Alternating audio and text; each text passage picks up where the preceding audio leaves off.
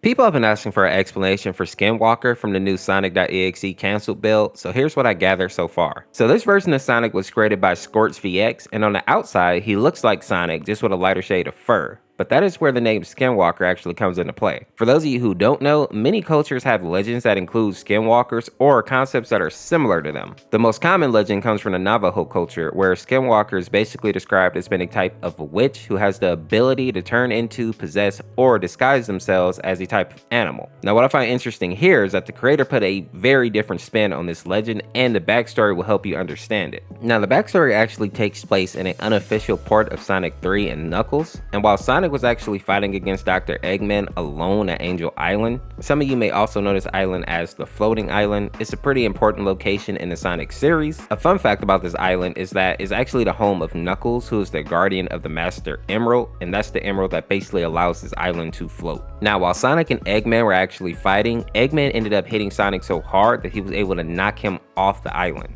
And this is when Sonic is actually attacked by the Skinwalker Virus. It literally consumed him from the inside, leaving a hollow husk, or aka a vessel, for the Skinwalker Virus to take control of. Now from the description of this virus, it sounds like a much more severe version of the flesh-eating viruses that we have in real life. But to make matters even worse is that this virus is actually intelligent and it can mimic people. Some of you may be too young to remember this movie, but this is very reminiscent of an old horror movie called The Thing. Put down in the comments if you actually remember the movie that I'm talking about. Now, having Sonic actually wasn't enough. The virus was still seeking out and trying to feed off other victims in order to spread this virus even further, because apparently it can make a type of hive mind, meaning that each person that is affected is basically connected, which in all honesty makes this virus very hard to fight against. A sad part about this story is that once Sonic's friends actually realize that he's gone missing, they set up a search party to actually go out and look for him. But it seemed that the Skinwalker set up a trap for the friends and ended up adding them into his hive mind. Now we don't know exactly who was captured because the story still isn't fully fleshed out, but I have a sad feeling that Tails is probably one of them, because he definitely would have been brave enough to go looking for Sonic.